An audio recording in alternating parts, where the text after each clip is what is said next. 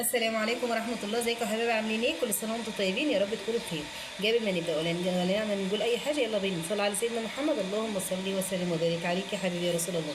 جبت معايا 3 موزات كده،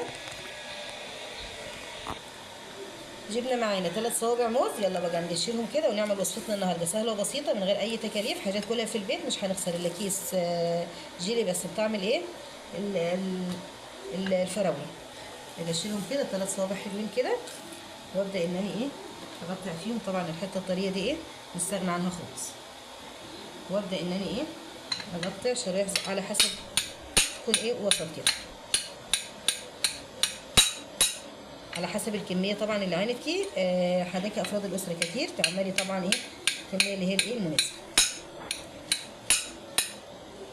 يبقى كده صبعين. يبقى يلا نبدا كده، اللهم صل على النبي. نبدا ان احنا نحط الكميه المناسبه في الكاسات كده. بصوا نفردها كده، نعملها زي منظر كده على حسب برضو الفاكهه المتوفره عندك. واروح جايبه برضو هنا حوالي 5 6 حبات فاكهه كده. توفر حداكي تفاح موز، بس انا صراحه بفضل الموز، بيبقى طري مع جيلي وجميل. واروح برضو جايبه فرديته كده، وبرضو على حسب الفاكهه، وزي ما قلت لك اللي عندك عايزه تكتري. يلا كده نشيل حاجتنا، نجيب الطبق دي كده ونفضي طبق الجيلي بتاعنا. باكل الجيلي بتاعنا.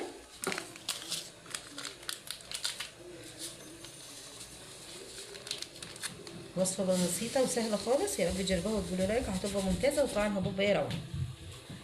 يبقى خلاص بعد ما فضيت معايا الكيس بتاع الجيلي، اروح نازله بكوب ميه فارغ كده، طبعا من غير اي سكر ولا من غير اي حاجه، لان هو في التحليه بتاعته وكل حاجه. هبدا ان انا اقلب فيه كده. بصوا ميه كده، اللي هو كوبايه مش كبيره قوي، دي ميه فارغه طبعا. واقعد ان انا اقلب فيه كده، واروح جايبه طبعا كوبايه، نفس الكوبايه برده ميه بارده حنفيه العاديه اهو.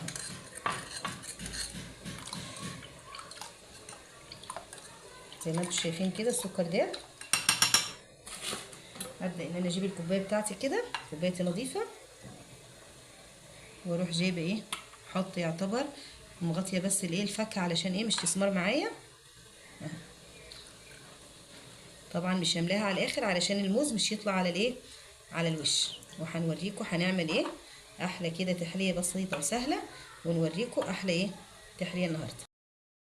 يبقى كده بسم الله ما شاء الله، حطيناه حوالي يعتبر ساعه الا ربع او ساعه في الثلاجه. شايفين الفاكهه؟ بصي احنا حطينا نصه ليه بقى؟ احنا كنا مستعدين ان احنا نحط جيلي مره واحده، فاحنا حطيناه نصه علشان الفاكهه ترسب تحت كده.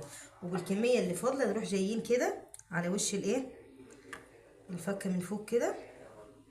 بسم الله ما شاء الله، يعني حسب الكميه اللي انت عاملاها. فهو دي بالظبط اللي انا عملته، يعتبر كيس ما شاء الله. بصوا حطه برده حوالي يعتبر نص ساعه كده في الفريزر، لانه يعتبر شبه ان هو ماسك، علشان دي اللي فاضل من الكيس.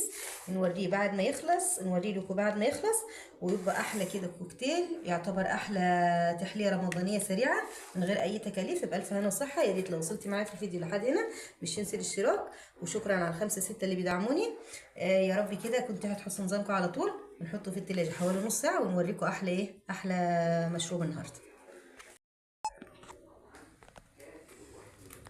يبقى كده بألف هنا وصحة. شايفين المنظر؟ بصوا طعم وشكل، بصوا في منتهى الروعة والجمال. بألف هنا وصحة، يا رب ينول إعجابكم. فيديو بسيط وعلى قد الإيد، ونسيبكم زي ما اتعودنا على لا إله إلا الله، وأشوفكم في فيديو جديد، ومع ألف سلامة.